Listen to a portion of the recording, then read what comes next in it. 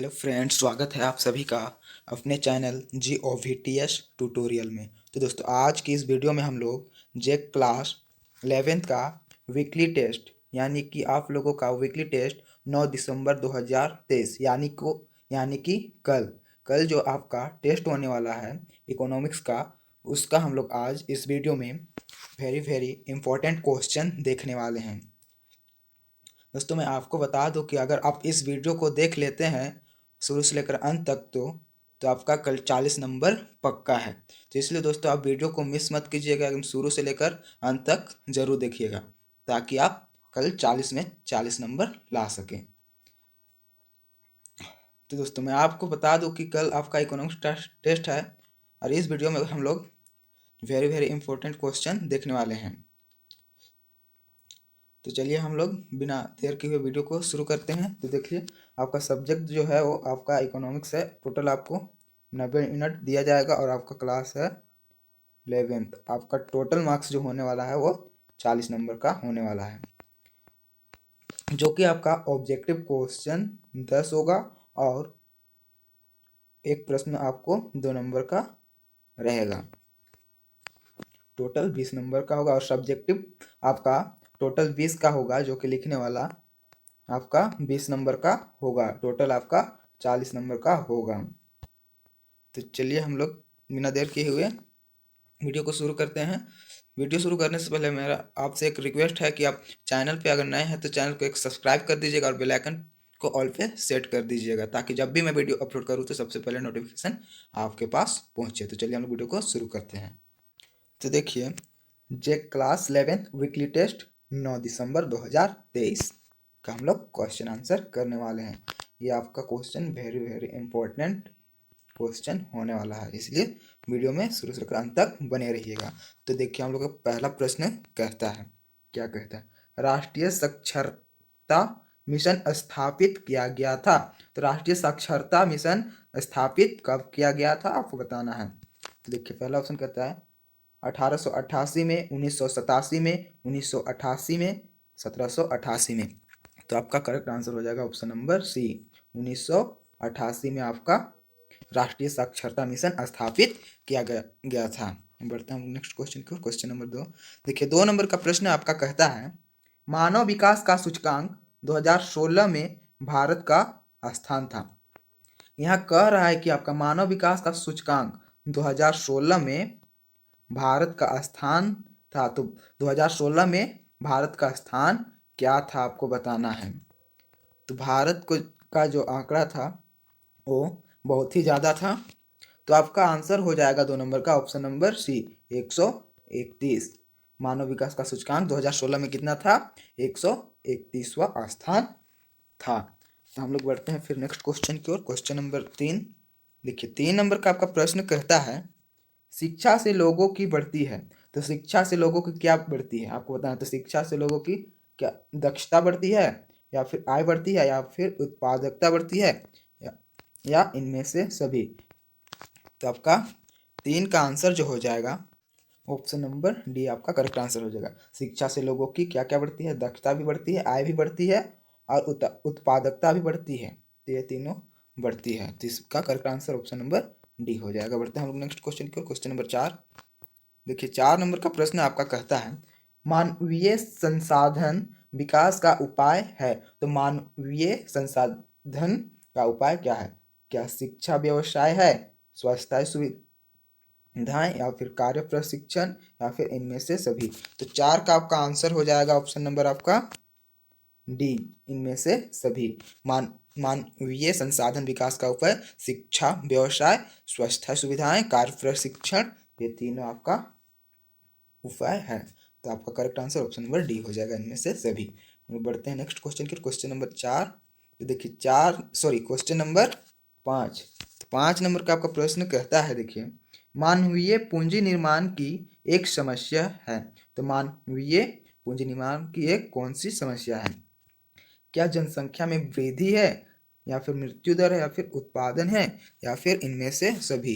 तो 5 का आपका आंसर जो हो जाएगा आपका ऑप्शन नंबर ए हो जाएगा।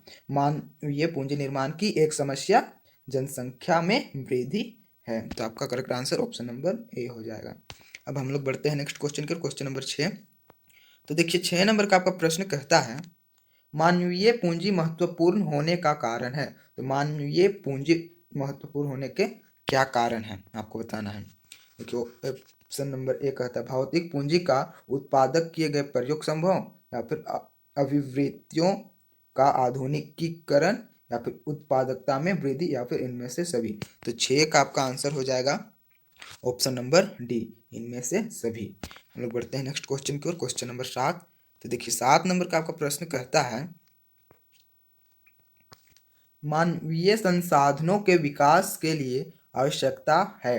तो मानवीय साधनों के विकास के लिए आवश्यकता है। तो क्या आवश्यकता है, क्या अनुशासन आवश्यकता है, या फिर शिक्षा आवश्यकता है, या फिर सच्चाई, या फिर इनमें से कोई नहीं। तो आपका करेक्ट आंसर हो जाएगा ऑप्शन नंबर बी, मानवीय साधनों के विकास के लिए शिक्षा आपका आवश्यकता है, याद रखिएगा। बढ़ते हैं नेक्स्ट क्वेश्चन की ओर, क्वेश्चन नंबर 8। देखिए 8 नंबर का प्रश्न कहता है आपका मानव विकास है। तो मानव विकास क्या है। मानव क्या एक साध्य है, या फिर एक साधन, या फिर एक साधन और एक साध्य, या फिर एक डी नंबर कहता है इनमें से कोई नहीं। तो आपका 8 नंबर का आंसर जो हो जाएगा आपका ऑप्शन नंबर ए हो जाएगा। मानव विकास एक साध्य है, साधन नहीं। आप लोग ध्यान दीजिएगा, साध्य और साधन दिया रहेगा तो आपको एक साध्य को मारना है। बढ़ते हैं नेक्स्ट क्वेश्चन के, क्वेश्चन नंबर 9। तो देखिए 9 नंबर का प्रश्न कहता है आपका मानव पूंजी है। तो मानव पूंजी क्या है। ए नंबर कहता है तकनीकी प्रक्रिया, या फिर सामाजिक प्रक्रिया, या फिर आर्थिक प्रक्रिया, या फिर इनमें से सभी। तो 9 नंबर का आपका करेक्ट आंसर हो जाएगा ऑप्शन नंबर बी, मानव पूंजी सामाजिक प्रक्रिया है। बढ़ते हैं हम नेक्स्ट क्वेश्चन के, क्वेश्चन नंबर 10। और ये हम लोगों का सेक्शन ए का लास्ट प्रश्न है। हम लोग सेक्शन 9 का क्वेश्चन कंप्लीट कर लिए, हम लोगों का लास्ट प्रश्न है सेक्शन ए का।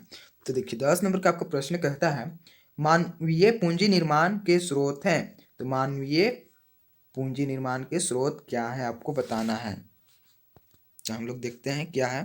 देखिए नंबर का ऑप्शन आपका कहता है केवल बाह्य है, या फिर केवल आंतरिक है, या फिर केवल बाह्य और केवल आंतरिक, क्या दोनों है, या फिर इनमें से कोई नहीं। तो आपका करेक्ट आंसर जो हो जाएगा आपका केवल बाह्य और केवल आंतरिक होगा। आपका correct answer option number C होगा 10 का। अब हम लोग सेक्शन सी की ओर देखते हैं, सॉरी सेक्शन बी की ओर। हम लोग सेक्शन ए कंप्लीट कर लिए, अब हम लोग सेक्शन बी देखेंगे।